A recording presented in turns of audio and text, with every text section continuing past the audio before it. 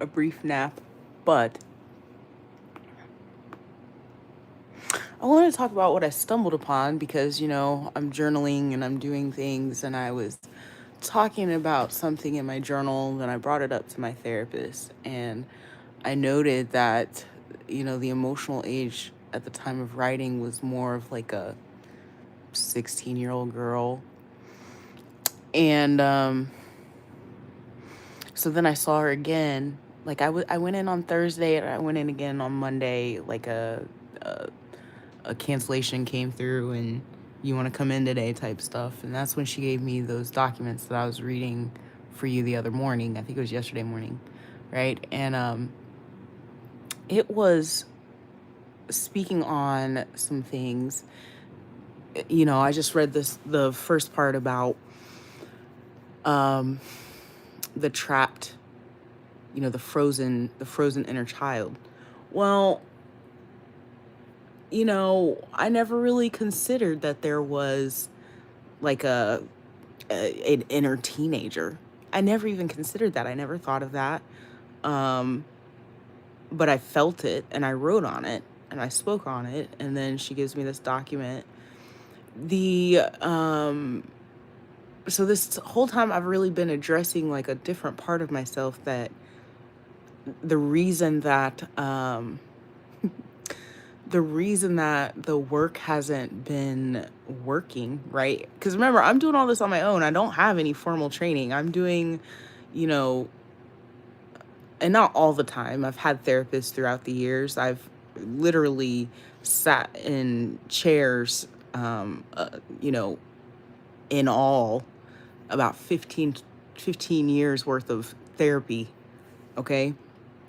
Um, in those first years, the reason that it was ineffective is because we were speaking on just me.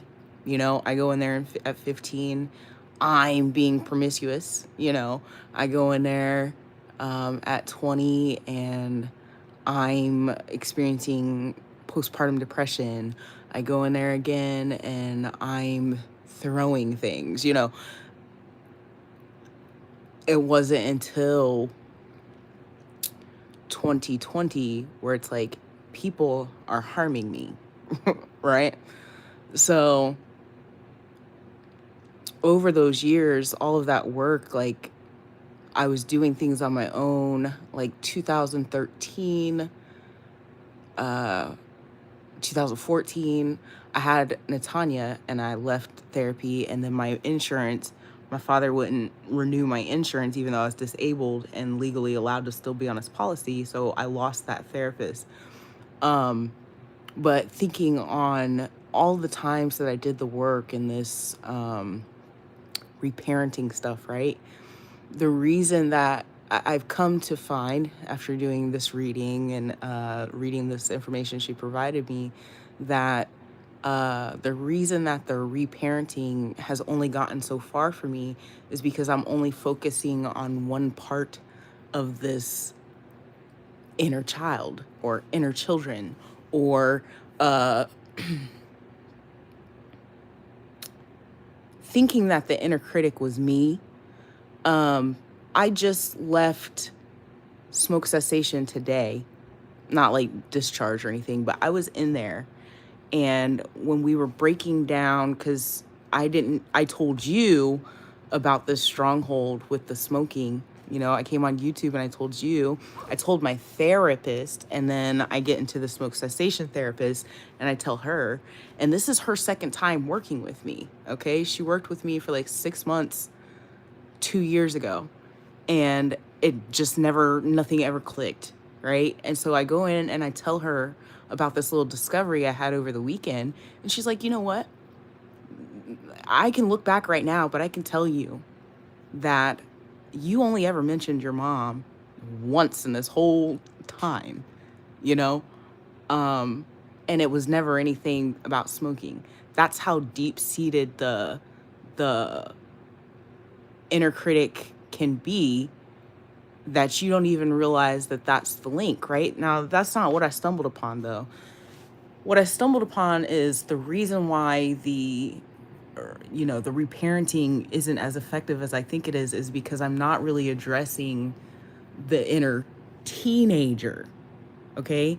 So I'm sitting here and I'm reading it and I'm okay. Yeah. The inner child. I'm working on the frozen inner child. Blah, blah, blah, blah. But then when it breaks down what the inner child versus the inner teenager does, the issues that I'm actually experiencing are inner teenager, and there is nothing that really enriches the inner teenager. We're doing stuff that enriches the inner child, but the inner teenager has different needs and different wants. And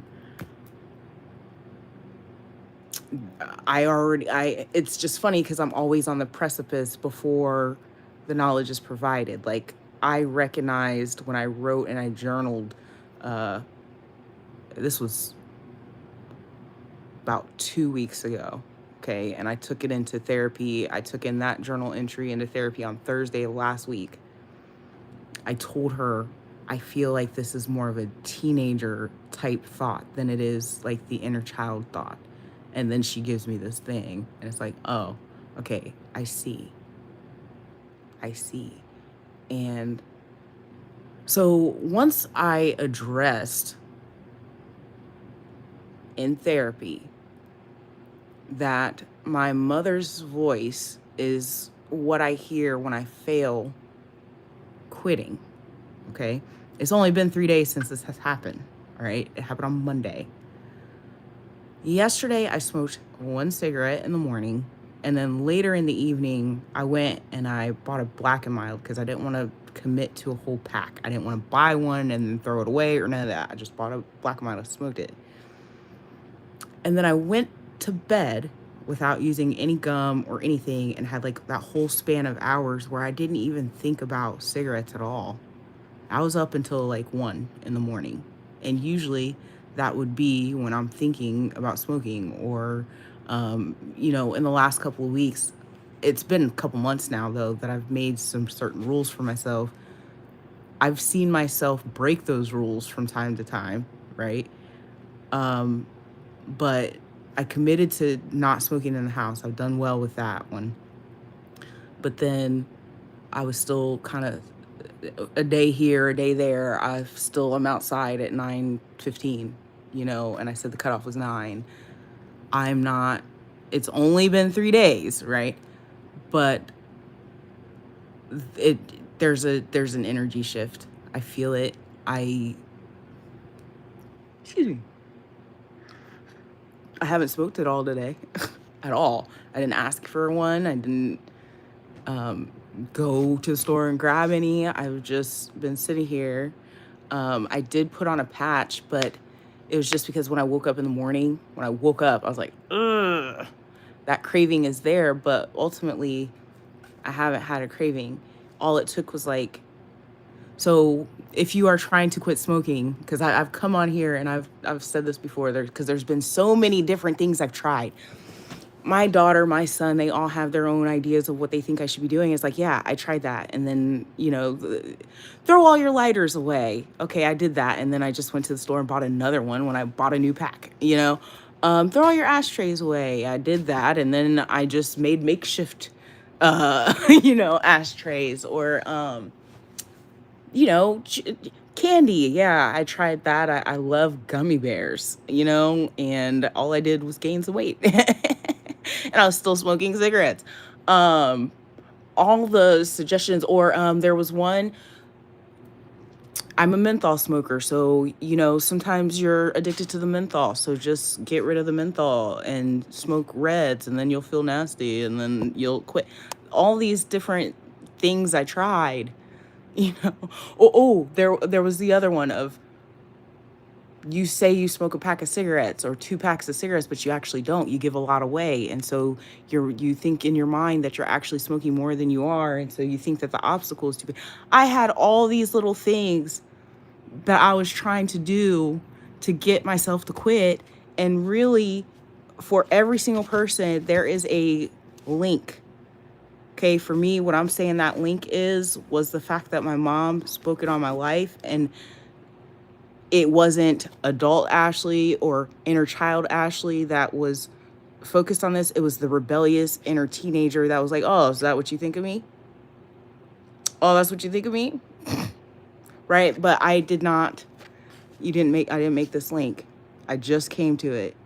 Now, something else about this is, I didn't speak about what the incident was with Aaron, but it did involve police. I called the police. Okay, I called the police. Because I don't have a problem with doing that. I mean, it seems like it just because, I wasn't being honest in therapy about it. But the reason behind that has to do with just not necessarily that I didn't want consequences, just that I wasn't ready to accept them. At this point, if you think that I need to be in jail, go ahead. I am okay. Like I've told you, I'm not afraid of any consequences anymore because it's pointless to be like that. So I called the police. Okay. And in that, completely forgot about that warrant. Okay. Let's rewind. If you seek Amy in that video, which is now, I think, 2 years old now, I had mentioned that I had received a warrant out here for driving under suspended license. I didn't even know it was suspended, but of course, your ignorance does not clear you from being, held accountable, right? And they stopped calling me about it, so I forgot about it. Okay, so when I called the police, they reminded me, hey, you got a warrant, you need to handle that next week. So I handled it. When I go to handle it, I knew what my next steps were because I had just got released from physical therapy that week as well. So I'm sitting in the courtroom where I'm waiting to be called and whatnot, and the girl beside me just becomes real chatty. It's like it's real cute, right? It becomes real. She becomes real chatty, and she was talking about, dang, you know what? Before I left that day, I had spoken to my neighbor and I said, I'm ready to quit smoking. My next step is to go to smoke cessation. I'm done smoking. I'm going to smoke cessation. I just got released from physical therapy. This was my last appointment. I'm doing it, right? And so I went to court, and the girl just randomly starts talking, and she's like, I want to quit smoking. I am so over smoking. Like, the hacking is just not cute. And you know what I'm saying? And I looked at her and I was like, I 100% agree. She started talking about her spiritual journey. And I'm like, let me stop you for a second. Have you lived in Ohio all your life? Have you ever seen so many butterflies? She's like, and dragonflies. I said, yes. We both 13. We both, in that moment came to alignment and agreement. It's like, I've seen so many butterflies. I know that we are on the precipice. I'm using that word a lot for today for some reason, but we're on the precipice of change and transformation. She said, yes. And she's like, and I also do angel numbers. And then she shows me her phone and it says 1, 2, 3, 4 on it. Okay. 1, 2, 3, 4 is the step-by-step process. And I had just said, this is my next step. Okay. It's only been a month since that. Another thing too, I paid the fine. I got the fine taken care of within a week. And then the following week, unbeknownst to me, I got all the money back because it was my bond. So, like, stuff like that, I'm on the internet, so I am open to being judged, and I also know that it seems like I got into, especially dealing with the G thing, it got into like a really negative spot. But that's why I got off the internet in the first place. I was on the internet when I started talking about G last year. I got off the internet. Then I come back and I started talking about G again, right? And I could see how that would be frustrating to my viewers to watch me almost seem to decline, right?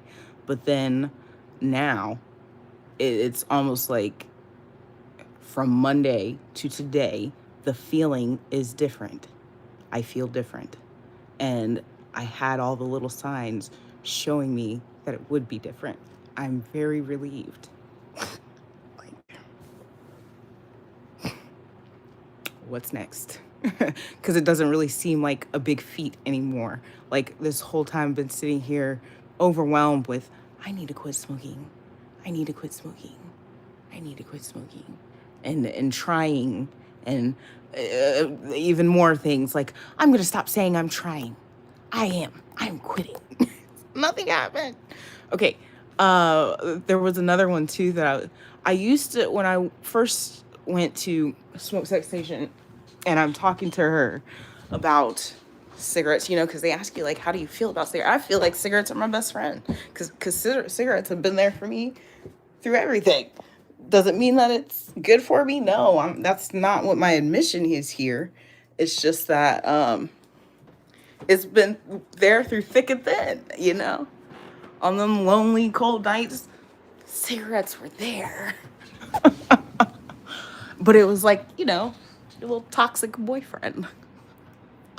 So it's just day one, but to express to you that there's never, in this process of doing the smoke cessation programs or program and coming back, there wasn't ever a day that I started fresh. Like, even if I had no cigarettes and had the option to make the choice to put on the patch, I would still go get the cigarettes. This morning, that did not happen. I had the option and I still just put on my patch. And that's the first time that's ever happened. So I know something is different. I just know. That's all I wanted to say about that. I'll have to come back because there's something else I want to say. All right. Goodbye. Goodbye for now.